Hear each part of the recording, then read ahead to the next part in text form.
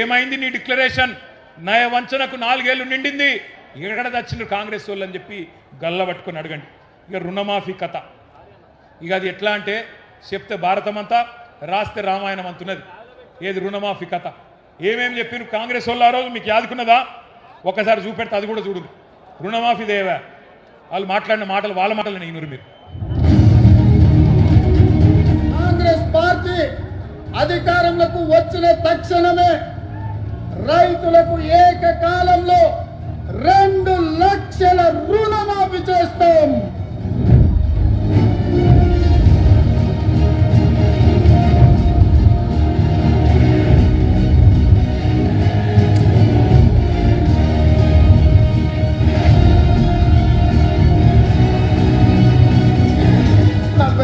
అవుతుంది కానీ ఏమవుతుంది, ఒక సంవత్సరం నేను కడుపు కట్టుకుంటున్నా అంటే ఆ 40,000 కోట్ల రూపాయలు బ్యాంకులకు ఎడవసేతో చెల్లిస్తాను. నేను ఇచ్చిన మాట ప్రకారం 2 లక్షల రూపాయల రుణమాఫీకి అవసరమైన 31,000 కోట్ల రూపాయలు సమీకరించుకుంటున్నాం.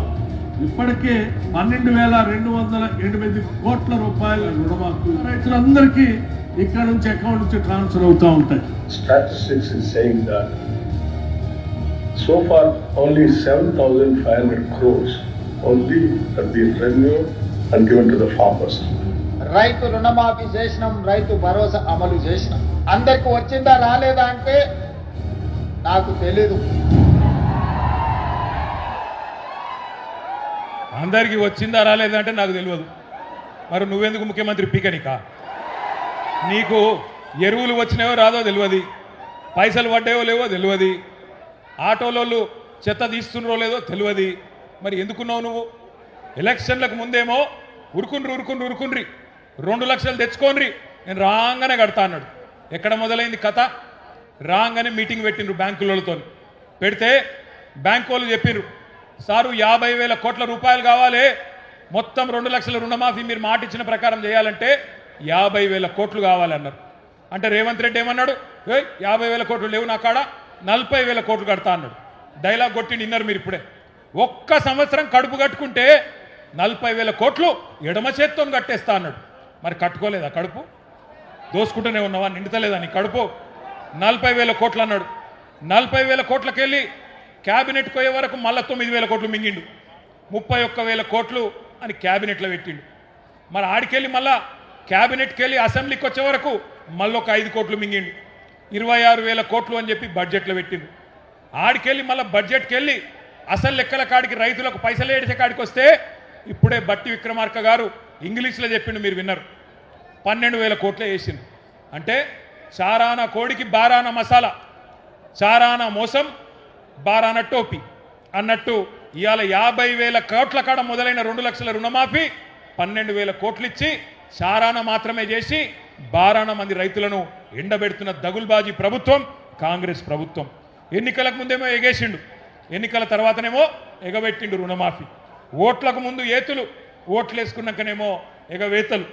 రేవంత్ రెడ్డి అంటే ఆయన ఇంటి పేరు ఏ అట, ఏ రేవంత్ రెడ్డి అంటే అనుమూల రేవంత్ రెడ్డి కాదు. ఏ రేవంత్ రెడ్డి అంటే అరే కాదురా భయ్ బూతులు తిట్టకురి. ఏ రేవంత్ రెడ్డి అంటే ఏతుల రేవంత్ రెడ్డి, ఎగవేతల రేవంత్ రెడ్డి. కానీ ఒక మాట మాత్రం చెప్తున్నా నేను, ఆయన ఏమనుకుంటాను ఎరికేనా, ఆఖరి 6 నెలల్లో మళ్ళా మోసం చేయొచ్చు, ప్రజలు మర్చిపోతారు.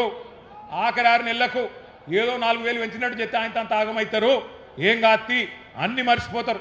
ఇలా యూరియా కోసం పడ్డ కష్టం మర్చిపోతారు, ఇలా మొక్కజొన్న కేంద్రాల కడ పడిగాపులు కాసింది మర్చిపోతారు, అన్ని మర్చిపోయి మళ్ళీ నాకే గుద్దుతారు, మోసం చేయొచ్చు అనుకుంటాడు రేవంత్ రెడ్డి. అందుకే పార్లమెంట్ ఎలక్షన్ రాగానే ఏం మొదలు పెట్టిండు, వరంగల్కి వచ్చిండు, భద్రకాళి తల్లి మీద ఒట్టు పెట్టిండు. భద్రకాళి తల్లి మీద ఒట్టు రుణమాఫీ చేస్తా అన్నాడు. యాదగిరిగుట్ట వేయిండు, లక్ష్మీ నరసింహస్వామి మీద ఒట్టు నేను రుణమాఫీ చేస్తా అన్నాడు. ఇలా దేవుళ్ళు కూడా తలపట్టుకొని కూర్చున్నారు, వీడెక్కడ దొరికిండ్రు ఆ దౌర్భాగ్యుడని, మా మీద ఒట్టేందుకు పెడతాడు వీడని చెప్పి గసొంటి పరిస్థితి వచ్చింది. అందుకే నేను అంటున్నా, ఆ భద్రకాళి తల్లి కూడా ఊకోదు. నేను ఇప్పుడే పోయి మొక్కి వచ్చినా బరాబర్ అంతు చూస్తుంది భద్రకాళి తల్లి కూడా. రేవంత్ రెడ్డి గుర్తు పెట్టుకో, చీల్చి చెండాడుతుంది.